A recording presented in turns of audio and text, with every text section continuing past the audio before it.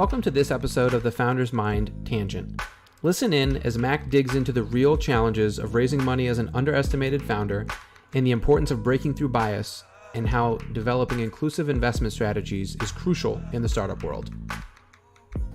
I saw you on a panel at Startup Week DC a couple months ago, and based on your role here, it makes total sense. The panel was on venture capital, raising money and I forget exactly, but it was basically about diversity and inclusion and raising money. So being a person of color or a woman, and how do you get that money? Right. And I think it'd be interesting for listeners because you've started a couple companies, sold one didn't get go the way you wanted, and now you're here helping TEDco engage with the startup community. Right. What are some insights or stories or suggestions even for people that listen? Because the focus here is founders and right. What they're working on and what they're trying to accomplish. I would say the thing that I've learned when you talk about diversity and inclusion and fundraising, it's very similar to the issue that you have in tech hiring, right? What we see is we talk about pattern matching, but it's not really pattern matching. It's more identification. So when you go in for an interview, and let's say it wasn't the greatest interview in the world, but you and the interviewer had some kind of connection, y'all vibe during the interview. The hiring manager at the end of the day might be like, they weren't the best interviewer, they don't have all the skills, but I saw something in them. And they are essentially saying, not that they saw something in that person, but they saw themselves in that person. Mm-hmm. But when we don't look alike and we don't come from similar backgrounds and we didn't go to the same schools, it's really hard for you to see something in that individual. So me being a large black man with dreadlocks, that could be difficult. And we see that in funding. Sometimes investors, take intangibles into their equation. They look at the company, how the company's doing, and they look at some of those intangibles, and those intangibles usually have to do around things they can recognize or identify with. When you have a lack of identification, that means strictly the only thing you have to go over is the basis of the company. Same thing in hiring. The only thing you have to go over is the basis of how well they interviewed and what their skill set is. Well, that creates a higher bar because now, I have to hit all the metrics that you're thinking about in your head perfectly or above for you to even consider me. Mm-hmm. If I'm even a little off, there's nothing there that gives me a buffer. And in life, there's a buffer for everything. Mm-hmm. There's always wiggle room. There's always room for negotiation. Yeah. But when you lack that, it just creates a higher bar and it's harder to get there. The other thing that we see for entrepreneurs and underrepresented groups, especially for groups from financial disparities, is this lack of friends and family capital, which is essentially why TEDco created the Minority Business Pre-Seed Fund. TEDco went through the process of reaching out to the minority community and asking them, why aren't you applying? How you feel about TEDco? Which is what we tell all our companies to do, right? Go out and talk to your customers. Yeah. And what we found through our customer discovery was the community said, look like us, market to us, and we don't have access to friends and family capital to be competitive for seed funding. And so TEDco is very intentional about addressing those. Mm-hmm. And we see that a lot. We see companies with amazing ideas, with founders with amazing credentials and backgrounds, mm-hmm. but who don't have access to earliest stages of capital to get moving because investors don't invest at that stage. Yeah, they're looking for you to get some money from your friends and family to validate that, hey, sure, build some traction with a little friends and family money. And you'll see investors say, why would I invest in you if you can't get your friends and family to give you a couple dollars to invest in you? Which is patently ridiculous for somebody who comes from a community where their friends and family don't have any money. They have debt. Mm-hmm. And I've seen that. I've seen investors say, how come none of your family members or friends or colleagues have invested in you? Because they don't have the money to do that. But for the investors, that's a general turnoff because they want to see somebody already put money in. Sure. So that's a high bar. Or we'll see just these cultural missteps. We had an entrepreneur come in. He was pitching a product that was focused around, it's called gun bail. Gun bail. Bail. So basically it's an app where if you're in jail for a nonviolent crime, your family members can use this app to have a legal firearm picked up and delivered to local authorities in lieu of bail. It's just like a gun buyback, just added some technology to it, right? So that's an amazing idea. It's an incredibly ambitious idea, tackling, bail reform, gun violence, and it's an entrepreneur who has a checkered past, who's very close to the what he's trying to solve. And we had an advisor in the room say, well, tell us about your customer discovery. How many customers did you talk to? And it's like, I understand where that question came from, but we were talking to somebody who was physically in a penitentiary, who felt this pain and comes from a community where he's been around other people who have felt this pain and developed a solution for it. And your question to him is, what was his customer discovery?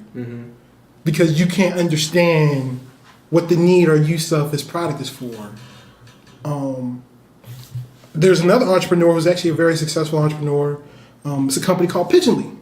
Pigeonly? Yes. Yeah, are they backed by Kapoor? They are. Okay. So Pigeonly's backed by Kapoor now, currently. They weren't at the time. So Frederick was the CEO. I was his EIR when he went through the New Me Accelerator in San Francisco. He basically what his company did at the time was it allowed people to take photos on their phone and have it delivered to their loved ones in prison, which is a novel idea. Nobody was doing that, and for him, he understood the problem very acutely because he had been recently released from prison. And so he understood what it felt like to receive mail and to make it easier for your family to stay in touch with you. And so he had a company that was hitting their metrics. They were growing by like 30% month over month. They had revenue coming in, and he had a clear equation on how if he put more money in, he generated more money. Like, this is everything an investor could ask for. And time after time after time, when he would pitch, people wouldn't get it. Or they would think the market was too small. They didn't think there was enough there. The prison market's pretty big in the U.S. And you could see him going through this process of trying to educate people and let them know how it worked. And eventually, the first investor who really jumped in was a black gentleman who understood the problem and was like, hey, let's do this. It was Eric Moore from Base VC. If Frederick doesn't meet Eric, I don't know how long it takes for him to raise money, just because the people he was pitching to had no reference point to connect with him. Yeah. And those are the kind of challenges you see. I'm fascinated by the challenge, and I can see it and I can understand it from an outsider's perspective, right. Obviously. And I'm constantly having conversations with people about what you're working from one end. Right? Engaging startups that aren't getting that engagement, having that pre-seed resource out there that's most startups from underrepresented founders aren't getting. Right. What do you have any recommendations for people that are on the other side, where they have these blind spots, where they're asking these questions that are, they're just so disconnected from what questions need to be asked?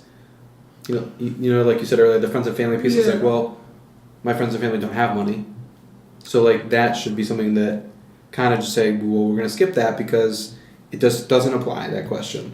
I think on the other end, funders, venture capital has been done one way for a really long time. And that doesn't mean that's the way it has to be done. So I would encourage people to think of other models and other ways of doing investing. But I would also say, when you think about diversity, people need to realize what that means. Yeah. We all need to get to a basic definition that everybody can agree on.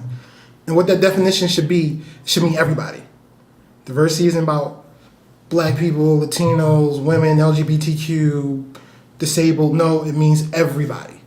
Doesn't matter who you are, what you are, how you identify, everybody. Yeah. And if you want to change your view and even the way you do due diligence around companies, you should have a firm that looks like the people you want to invest in. Yeah. So that means, and that doesn't mean they have to be at the highest level. Even if you just had a bunch of the junior associates or analysts of a very diverse pool, you'll get patently different results. And then also, when those people speak up, listen. I see often seasoned investors and funders have these certain notions already built in. And they don't always take the time to just listen and try to gain an understanding. Because a key part of that is empathy. And when you're in a business where you're already making a lot of money, you have very little incentive for empathy. I think taking the time to listen, to implore empathy to the concepts you're hearing about, which you may or may not understand, and surrounding yourself with a diverse group of people from very different backgrounds, very different races, genders, and perspectives, you'll get a much broader view of the world around you and the kind of companies you want to fund, and it'll make your decisions you make smarter. Yeah.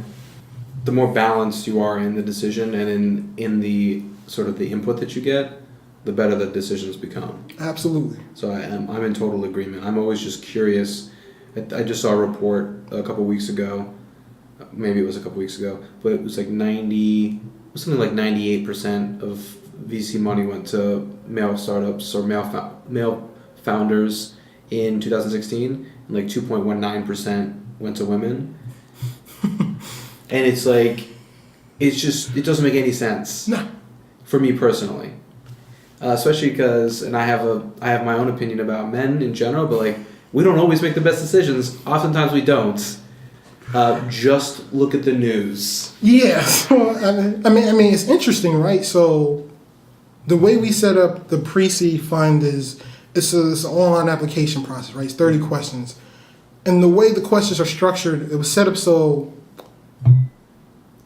if you had a neighbor or uncle or friend who had an idea for an app but knew nothing about business, could they effectively describe what they wanted to build?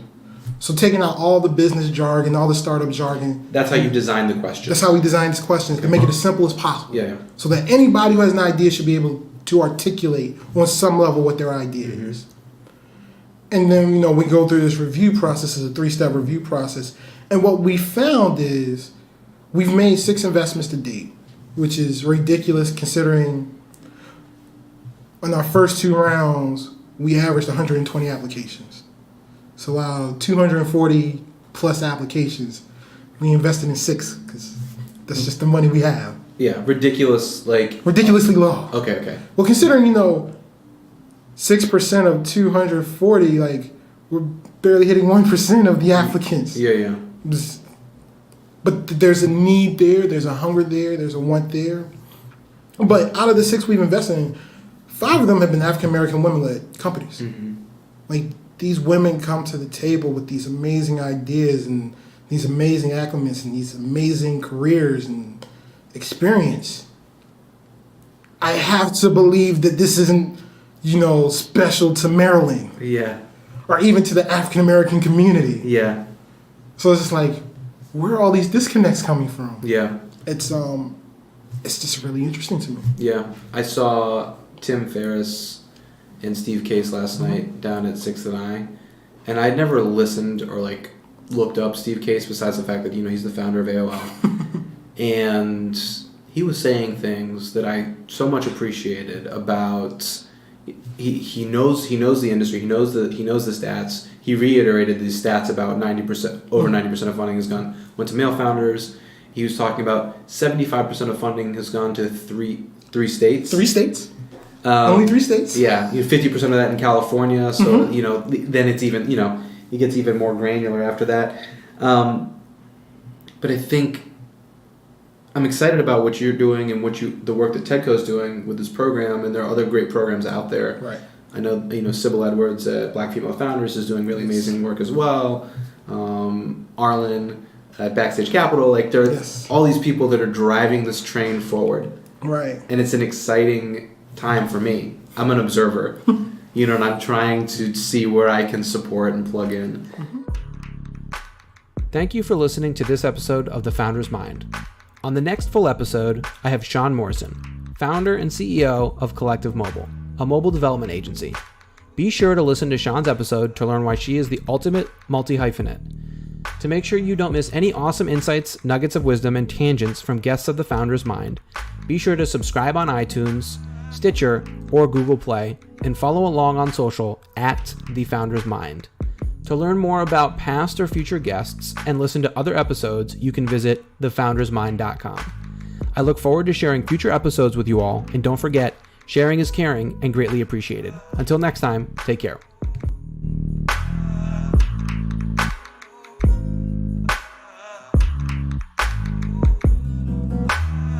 In the world, going through all of this insanity and try to bring new ideas, make them a reality. Illuminate in the thoughts, make it a priority to implement what you learn. What you get is what you be. In a world full of noise, hard to find that clarity to try to lead subtly, never full of vanity, and try to change something small or try to change humanity. Power forward through the dark, founder's mind is what you see.